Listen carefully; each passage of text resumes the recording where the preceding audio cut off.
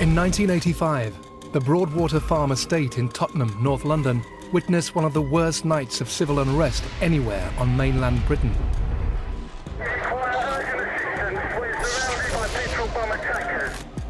A result of the simmering tension between mostly black youths and members of the Metropolitan Police, anger and frustration boiled over in an outbreak of violence on the night of the 6th of October.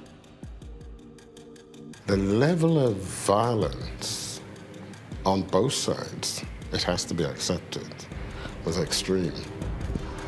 The brutality of that night led to the horrific murder of a policeman named Keith Blakelock. You don't expect to go to work with a fella and come home without him.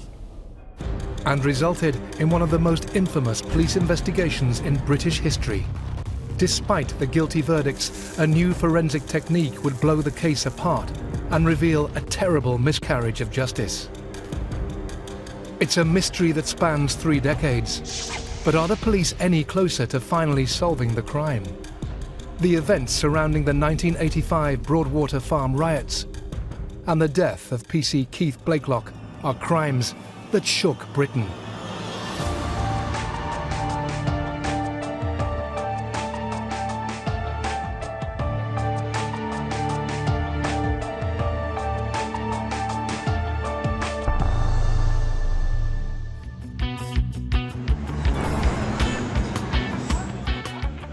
By 1985, the deep recession of the early 80s was over, but there was a long-term relative deprivation of people who deserve more.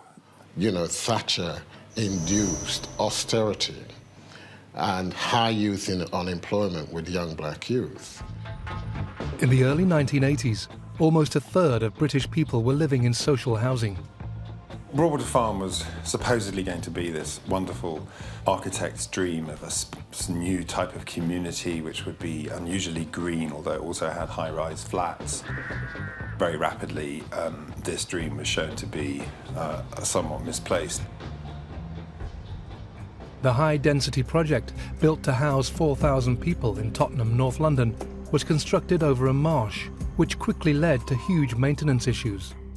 With little funding to make repairs, it soon became an undesirable place to live. And with a large number of residents being unemployed, for some, boredom led to trouble. Quite soon it developed a relationship for high crime rates, open sales of drugs. It was a place full of kind of nooks and crannies, a sort of warren of car parking spaces underneath, which were perfect hiding places that made it dangerous to patrol for the police. The way it was built with all these walkways, it was a maze, in particular on Tangemere block on the estate, where there was this mezzanine floor where certain shops were located. Local young black men, and some not so young, came to regard it as their zone. And it was easy for them to control it because of the very construction of the place. And that in itself was galling to the police. The policing of the estate was, for a long time, almost militaristic in style. So the community, instead of being seen as allies in struggles against criminality, were seen as enemies, as the other. And the infamous sus law, which allowed the police to stop and search people supposedly on suspicion, often led to people being criminalised when actually they had not been guilty of any sort of recognisably criminal activity at all. All but abandoned by the local authority, black residents created a new social hub called the Youth Association on Tangemere, where they worked hard to improve the estate's facilities and also their relationship with the police. There was an intention to institute a form of community policing. The trouble is that what people actually witnessed in relation to the police were heavy-handed raids, special patrol group vans crashing in, and the community policing, which was talked about in theory, was not really manifested in practice. It makes the job of the good cops more difficult, and it leaves the community thinking that they are being targeted. The people on the estate, they're convinced that the police behaviour towards them is unacceptable. With the harassment persisting and tensions at near breaking point, the group began forming a voice, publicly airing their frustrations against the Metropolitan Police.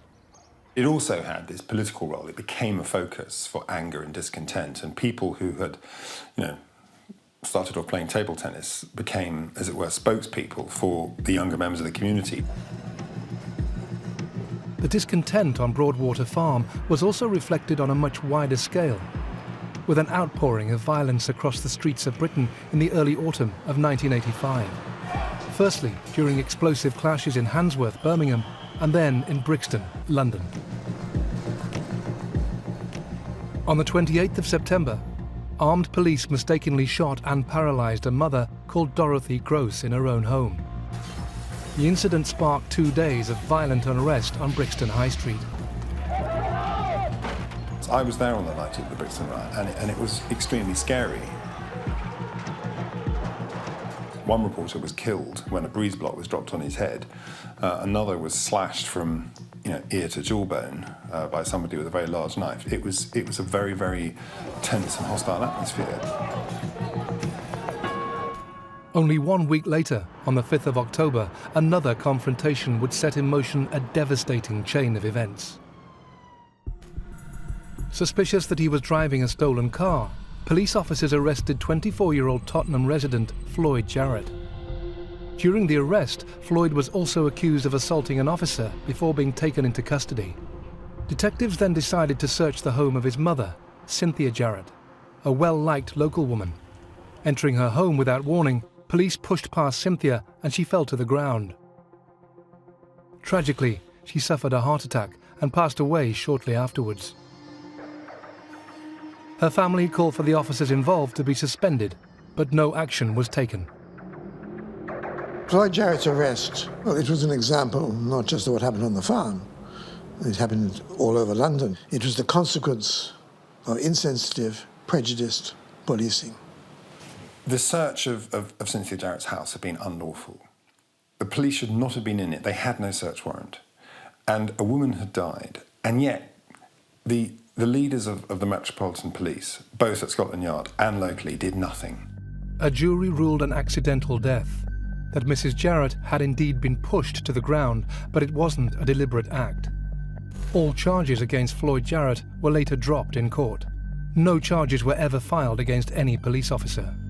This was not just a spark, but a flamethrower aimed at a powder keg.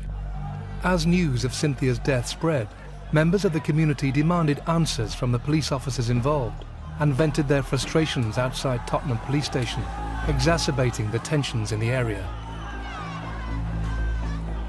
The Jarrett family, inside the station, asked for calm, but with no answers from the police, demonstrators dispersed, with some heading back to the youth association on the estate to discuss what to do next.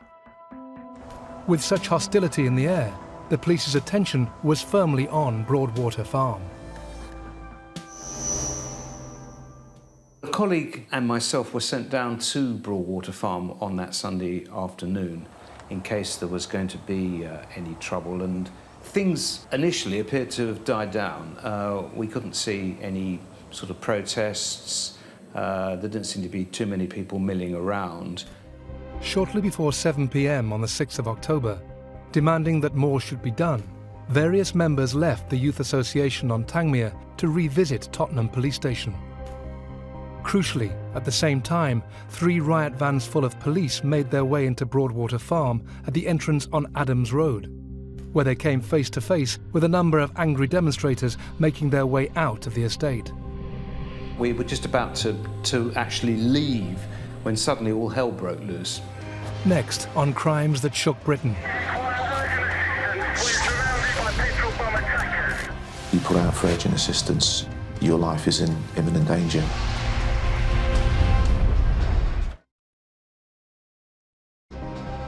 During the early 1980s, harassment faced by black youth from some members of the police force caused a wave of social unrest, escalating into violent clashes across the country. On the Broadwater Farm in Tottenham, North London, the police's involvement and lack of accountability in the death of a well-respected black woman caused outrage and demonstrations in the community, spilling over into some of the most violent rioting the country had experienced. For some, this would be a night they would never forget. We were a group of officers, myself not long out of training school, and some more experienced officers who worked at Muswell Hill. A sergeant and 11 policemen of varying experience were pulled together to form Serial 502, including PC Stephen Martin, PC Richard Coombs, and PC Keith Blakelock. He was very proud of his family, and he would talk about his 3 boys a lot. So, you know, he was an ideal community police officer. At this point, we were in the canteen at Wood Green. The radio came to life.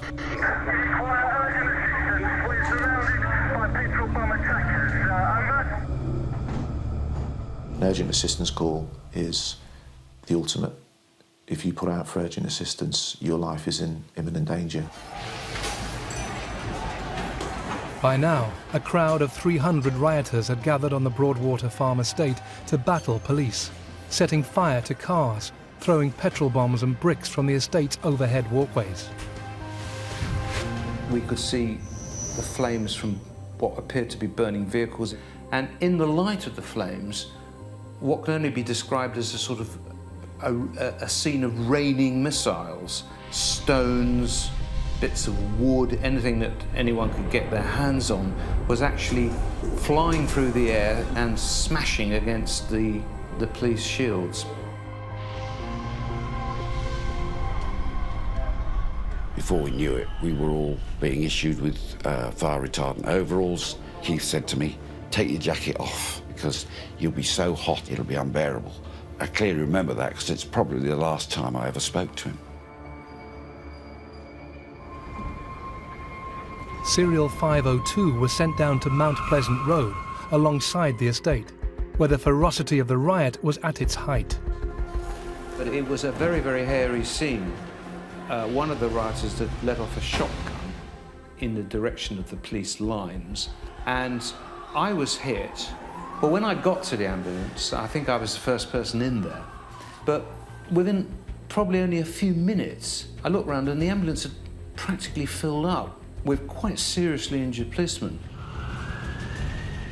Despite the police seemingly under pressure from rioters, the members of Serial 502 were ordered to take up a new position at a different entrance of the farm, on the junction of Gloucester Road and the Avenue. And it was like night and day, because there was nothing going on, it seemed quiet, it seemed a different world. There didn't appear to be anybody around, and I got the feeling that we were sent there because we were home beat officers. We weren't the makeup of a normal police riot patrol, if you like. I think, to be honest, at this point, I probably became a little bit more relaxed. We stood on the corner for quite some considerable time, waiting for somebody to tell us what to do. People were leaving the farm, not coming onto it. I remember a chap saying, "Good luck, mate," and he was carrying a little girl who was about the same age as my daughter. And I thought then, you know, you're having to leave your home. I think it's you that needs the luck and not me. Serial 502 were made aware of a fire in one of the shops on the mezzanine level of the Tangmere block. The fire had the potential to spread into the residential flats above, so the fire brigade were left with no option but to extinguish the blaze. It was decided that Serial 502 would accompany the firemen onto the deck level and then make sure they got back out safely. And I remember thinking that we needed to get in there and out again quick, because if word got to other parts of the farm that we were there, there's no doubt that they would come looking for us. We went into the underground car park and we came to a staircase. The staircase was very dark and very enclosed. PC Keith Blakelock was told to stay back and guard the stairwell. All I remember seeing was a hole, a big opening in the middle of the deck, so that you could see down to the underground car park. And as we waited, I could see, for the first time, people milling about. I hadn't seen this all the time that we were there. and there was more and more and more people. But directly in front of us, at the end of that landing, there was a doorway, and all of a sudden, some people appeared. I know people say this happens, and you always think, oh yeah. But actually the hair on the back of my neck did stand up because I could see them in front of me. And I knew we were in a bad situation. It's so distinctive, and I remember it so well, because one was wearing a nice hockey mask. So did the sergeant in charge, stood forward, and he said, look, we're just here to protect the farm, and as soon as they put the fire out, we'll be leaving. And there was almost a slight pause.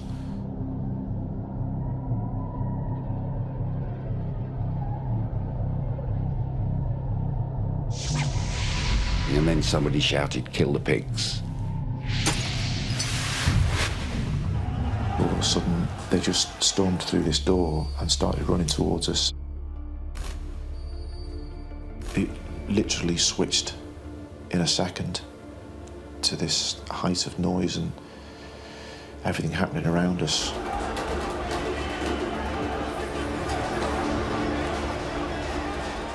Serial 502 were given orders to retreat back down the stairs. Keith went ahead of the group to escort out the fire brigade. So we had to get back down the stairs without tripping over, because we knew if one of us went down, they'd be right on top of us.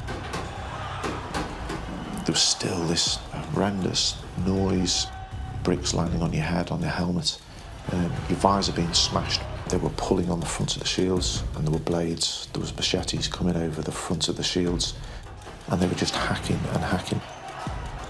And I just thought, how on earth are we going to get out of here? Because we're completely outnumbered. You know, there was 12 of us. I was absolutely petrified. I know that there's people at the bottom of the stairs waiting for us. And then we were caught between the bottom of the stairs and the people who'd flooded through and had come to intercept us. And it was at this point we started to get split. And it was a kind of a fight for survival now.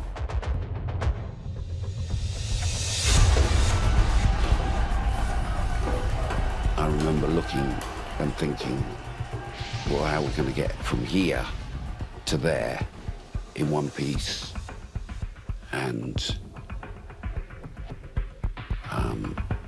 I decided I didn't really have the answer. Serial 502 were forced to battle their way out into the open, hoping to find reinforcements. But sadly, there were none. Instead, to their horror, they could see one of their own men under attack. I could see that there was a large crowd gathered around something, and they were just lifting their arms up and down and up and down. I think I kind of knew what was happening. It was clear that he was a police officer because of the riot helmet. And there were a lot of people around him who appeared to be like, almost like vultures pecking at this person. And I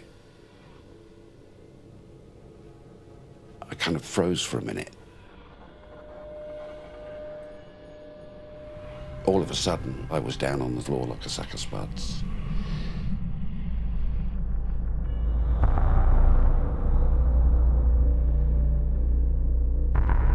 PC Richard Coombs had been attacked across the face with a machete and now also found himself under attack from the rioters.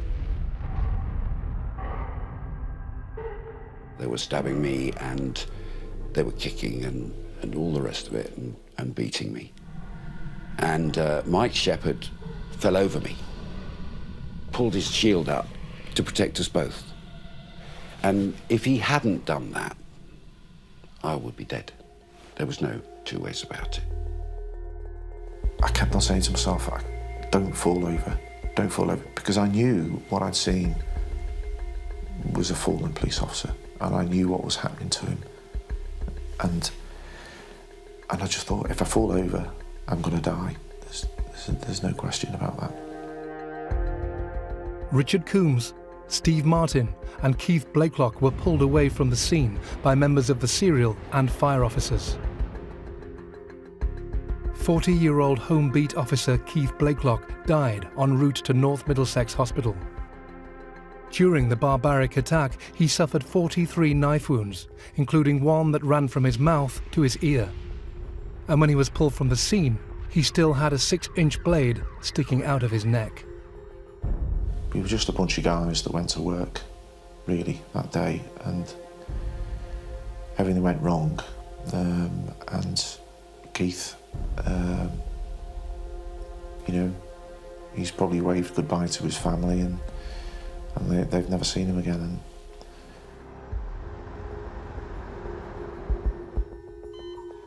I woke up in hospital with a chap standing over me, stitching the side of my face. I had a cut from here, which went right the way down the side of my face to under here, and stab wounds under my neck here. The chief superintendent came up to see me and see how I was doing. And he said, I'm off to see Keith's wife.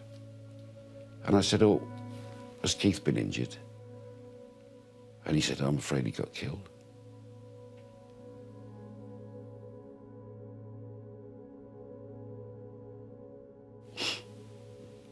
I just didn't believe it. I couldn't really take it in. However dangerous the job is, and it is dangerous at times, you don't expect to go to work with a fella and come home without him.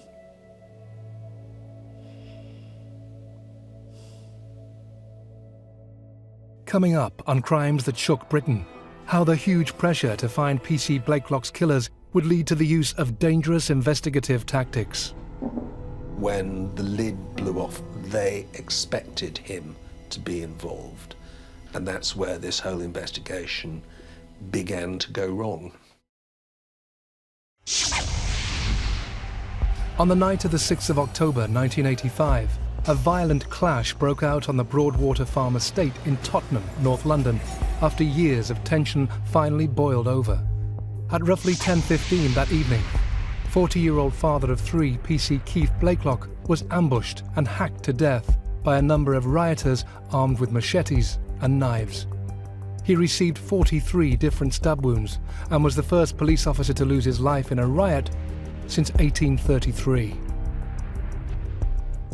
You wouldn't do that to an animal, let alone a human being. And that human being was lying there begging you for his life. During the conflict, almost 250 policemen were injured. The Metropolitan Police took control of Broadwater Farm at 4 a.m. on October the 7th. Police occupied the estate for 2 months after the disturbances, using police dogs, helicopters and surveillance equipment. A major investigation was launched, led by Detective Chief Superintendent Graham Melvin and Detective Inspector Maxwell Dingle. It was, of course, a crime scene, but they let the council in very quickly the next morning to clear away the enormous amount of debris. The desire seemed to be to just sort of get the place back to some semblance of normality as fast as possible.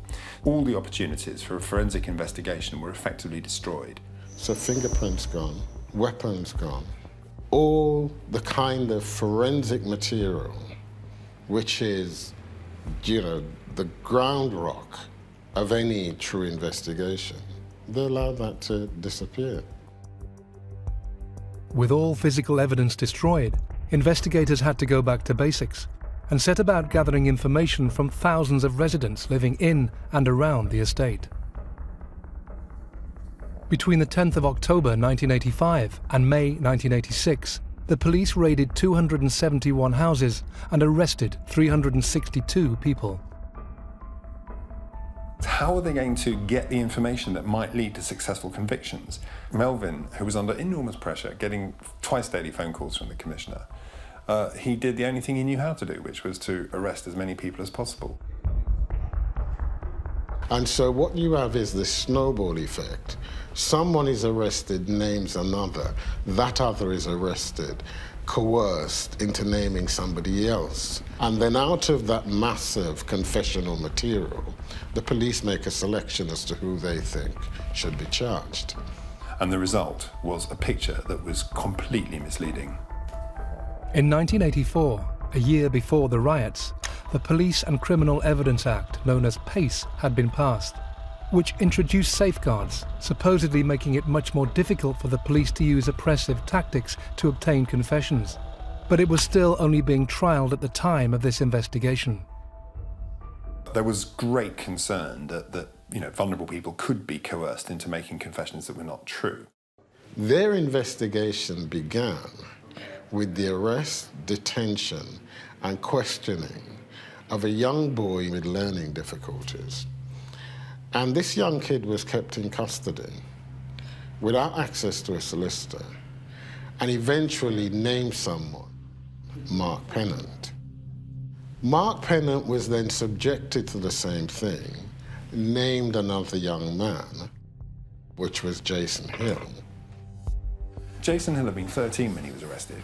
He was held for 3 days without access to his parents, who had no idea where he was. He was naked, except for a pair of old underpants and a blanket, and he'd thrown up, and the blanket was stained with his own vomit. That's the circumstances under which he confessed, in the most fantastical, lurid terms, to the murder of Keith Blakelock. Detectives charged 3 juveniles with the murder of Keith Blakelock, 14-year-old Mark Lambie, 15-year-old Mark Pennant, and 13-year-old Jason Hill. But given the horrendous injuries that PC Keith Blakelock endured during the ferocious attack, investigators were determined to identify the remaining perpetrators and, more importantly, a ringleader.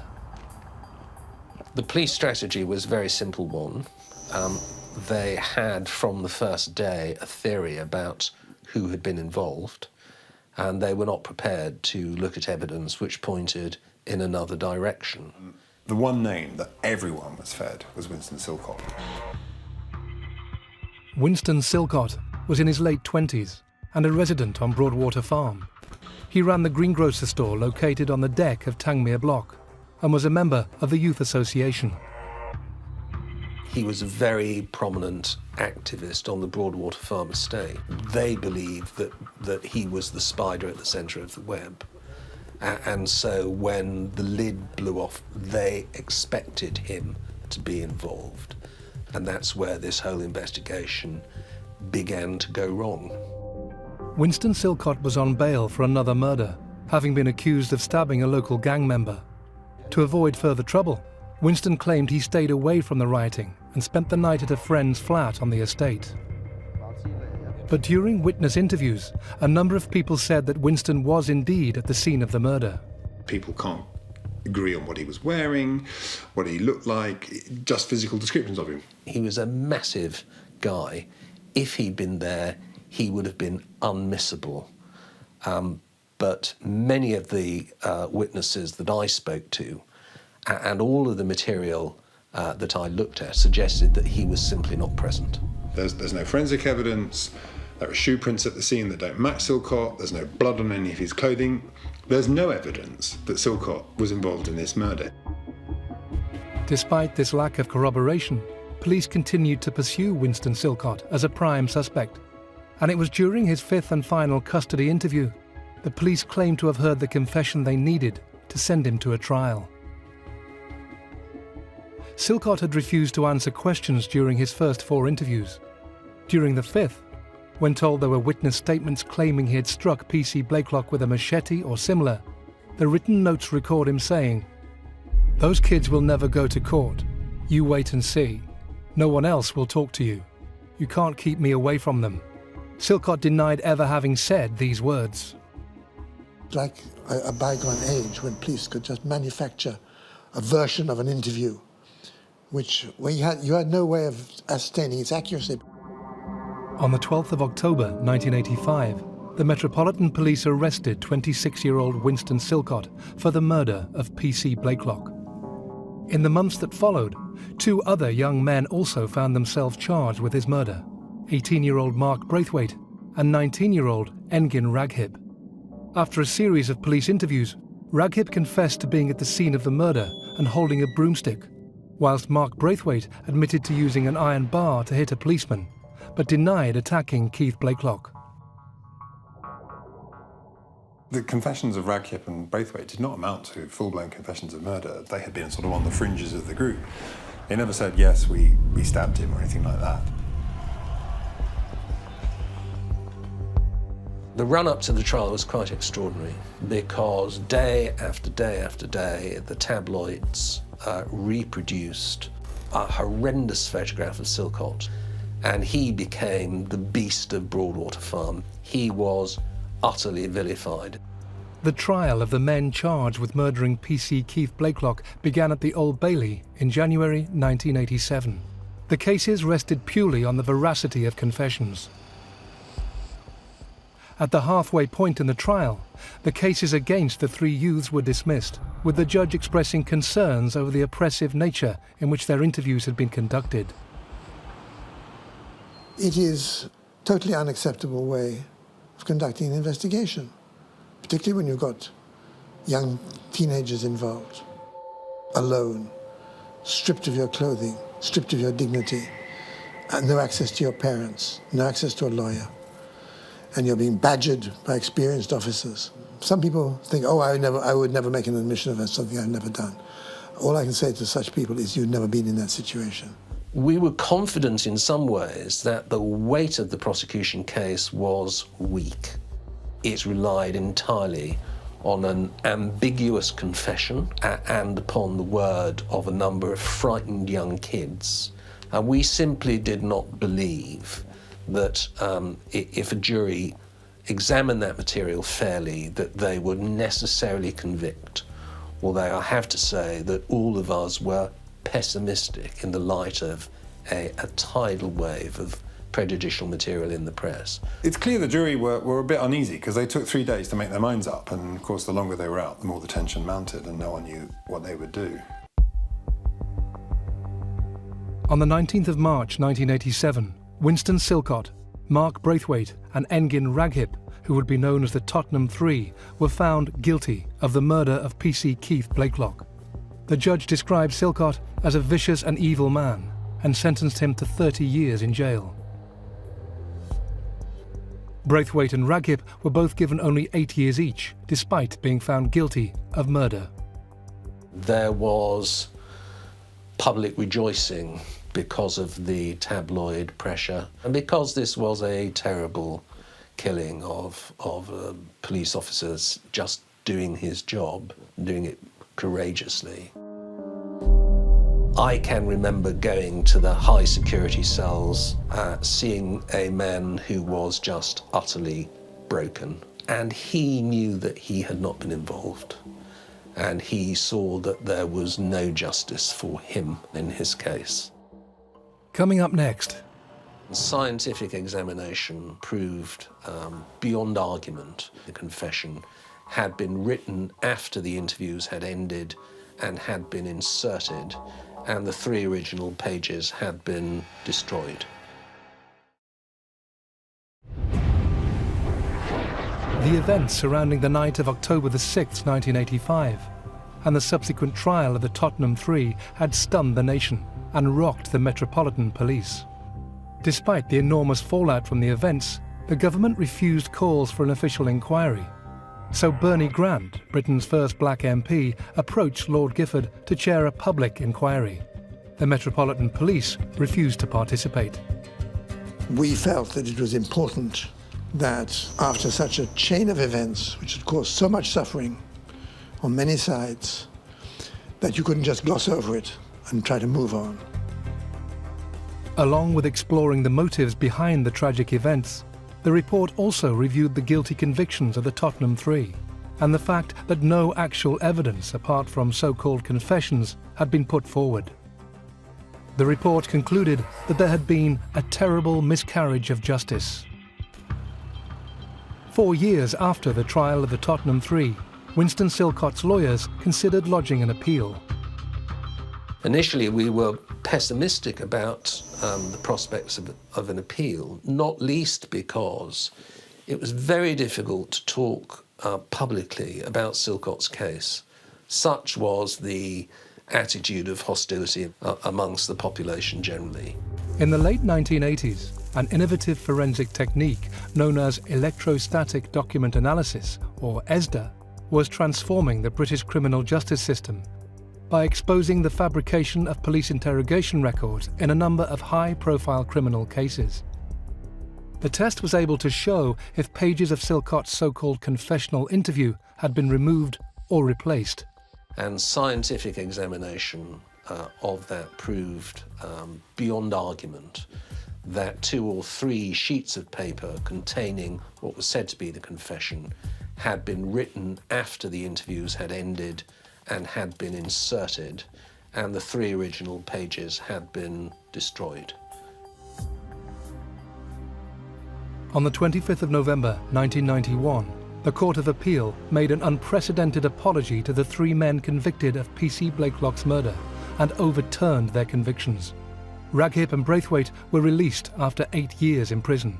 Silcott remained in jail to finish his sentence for the previous murder conviction.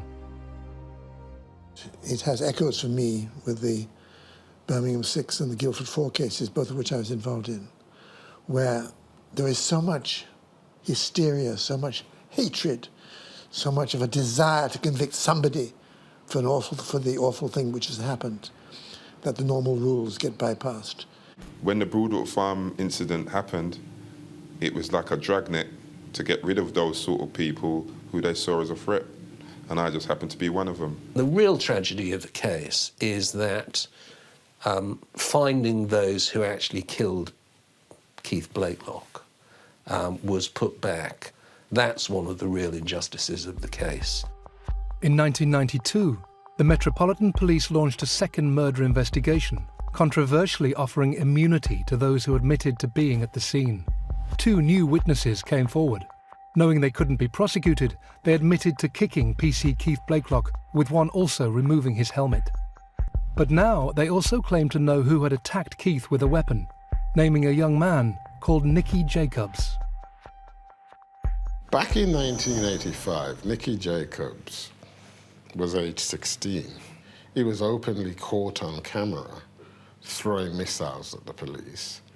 And he was, on the evidence, quite rightly convicted of a fray.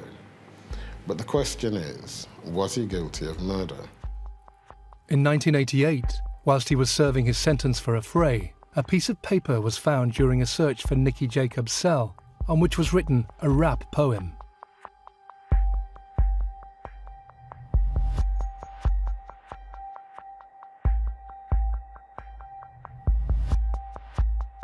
The rap poem was seen as something of a confession, and along with the information given by the new witnesses, investigators now hope to bring a murder charge against Nicky Jacobs. But on the 20th of June 1994, having reviewed the evidence, the CPS made the decision that the witnesses could not be deemed credible enough to secure a conviction.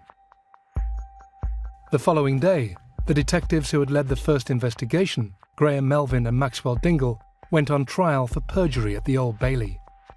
Both were found not guilty. I've no doubt at all that the jury would have been extremely concerned about the evidence in the case, but the juries find it extraordinarily difficult to convict police officers in cases such as this. 16 years later, in 2010, it was announced that 14 men were arrested on suspicion of the murder of PC Keith Blakelock.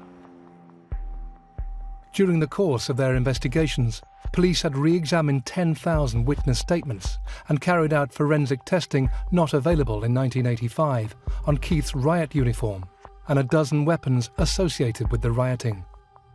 Sadly, nothing of use was discovered. In 2011, all but one of the 14 men arrested were eliminated from police inquiries due to insufficient evidence. One person, however, remained charged with murder, 44-year-old Nicky Jacobs. He's then charged with murder on evidence which the police had had for some considerable period of time and had decided not to charge him. The prosecution again put forward the accounts given by the two witnesses, along with a third who had since come forward, all who claimed to have seen Nicky Jacobs at the scene using a weapon. However, it was revealed during the trial that all three had been given financial incentives by the Metropolitan Police. Our system of criminal justice is based on the premise that witnesses who come forward to give evidence are firstly witnesses of truth, and that their motivation is totally blameless.